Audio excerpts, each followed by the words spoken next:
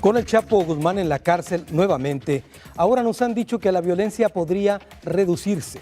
Tan solo en el sexenio de Felipe Calderón, más de 60,000 personas murieron en esta lucha contra el narcotráfico. ¿Es real esto que con el Chapo en la cárcel cambiará la conformación de los cárteles en México? El Chapo Guzmán, mito o realidad, el tema que tocamos hoy aquí en Ruta 44.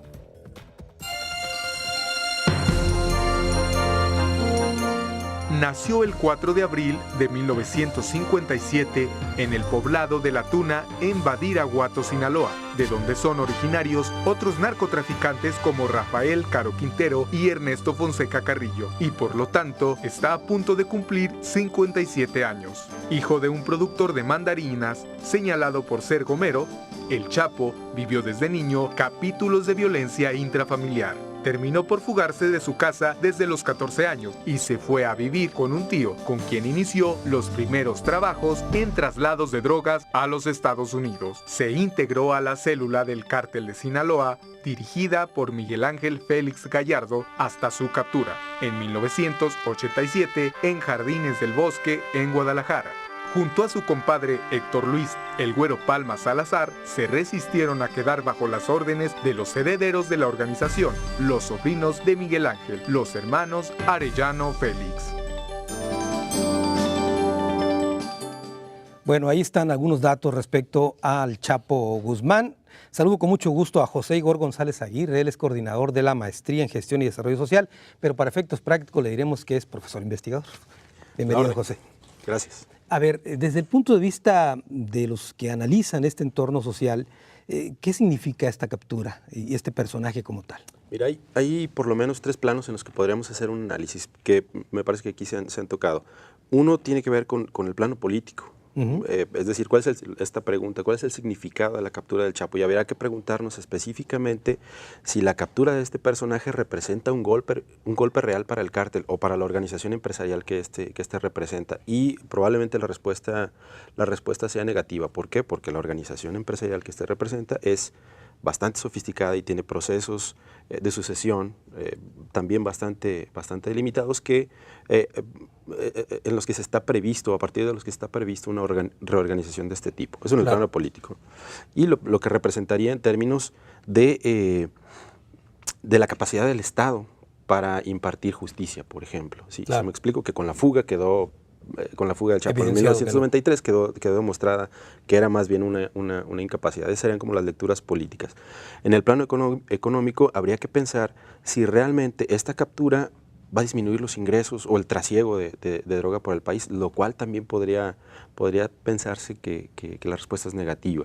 ¿Por qué? Precisamente por la organización de esta organización empresarial que tiene este cártel u organización empresarial criminal. Y en términos simbólicos, que creo que es lo que a mí me parecería mucho más rescatable o más analizable en este asunto, es, por ejemplo, las reacciones que suscitó su captura de inmediato. No sé si te diste cuenta, pero si le diste seguimiento, por ejemplo, al Twitter, la cantidad de muestras de apoyo al Chapo nos sugieren que hay un fenómeno ahí mucho más amplio que tiene que ver con la creación de una cierta legitimidad perversa, si tú quieres, pero una cierta legitimidad basada en un consenso, no en un consenso, cimentada en una base social mucho más amplia de la que creemos. Hoy salen notas en el periódico que sugieren que en Sinaloa se extrañan las grandes propinas que dejaba el Chapo, las generosas propinas que dejaba el Chapo.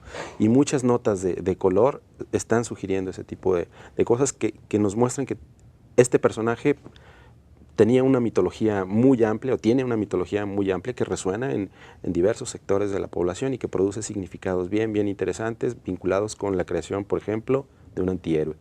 Pero es un contrasentido, ¿no, José? Porque el gobierno aparentemente se apunta un éxito al detener un delincuente tan famoso como este, y sin embargo la gente reacciona favoreciéndolo al personaje por encima del descrédito, supongo, que tiene el gobierno. Claro, es que tiene que ver, hay una relación directa precisamente entre esto que llamas descrédito que tiene el Estado con las reacciones que esta captura suscita. La falta o la incapacidad del Estado para proporcionar o garantizar seguridad a sus ciudadanos, ha operado un desplazamiento de esas fuentes de seguridad hacia otros lugares, e incluso hoy, entre las juventudes, que es la parte que yo estudio, la vía criminal se postula como una vía del desarrollo, pues, sí me explico, lo cual nos indica que el discurso que ofrecen las instituciones no hace eco entre los jóvenes, pero entre la población también en general. De ahí que tengamos hoy reacciones como las que estamos siendo testigos. A la luz de lo que has analizado en estos 3 escenarios, me preocupa el hecho de que si no cambia nada, porque la organización va a seguir, si no se modifica el trasiego de las drogas en México, si no va a modificarse nada, y desde el punto de vista de imagen, solamente tenemos un golpe mediático, entonces ¿qué tenemos? Híjole, es que esa es justamente la pregunta que tendríamos que hacernos en este momento. Lo que tenemos es, como bien lo dijiste, un golpe mediático que habría que ver si afecta realmente a las organizaciones, e incluso yo me preocuparía. Tú señalabas hace un rato te preguntaba si habrá o no incremento o disminución de la violencia.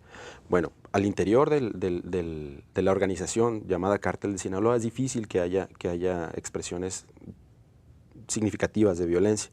En cambio, lo que va a pasar con los templarios y los zetas que busquen reacomodarse a los territorios perdidos por el Chapo, porque ese sí es un efecto que produce la captura, claro, una retirada del cártel, habría que ver si eso no produce violencia en otros terrenos. Exacto, ¿no? Incrementos escalables de la violencia. Muy bien. Pues hemos escuchado 3 visiones de conocedores en su campo respecto a este fenómeno del Chapo Guzmán. Después de la pausa, nuestro tradicional cruce de caminos aquí en Ruta 44.